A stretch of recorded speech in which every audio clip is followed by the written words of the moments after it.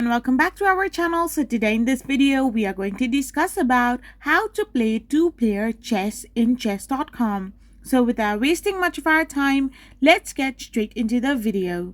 So for this, all you need to do is simply tap open your chess.com app from your gaming hub.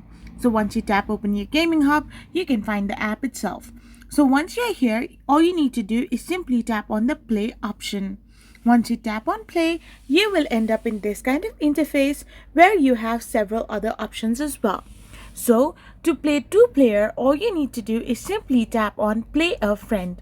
Once you tap on play a friend, you can even send challenge link to any other players or your friends to start a match between you two, or you can even find friends on chess.com.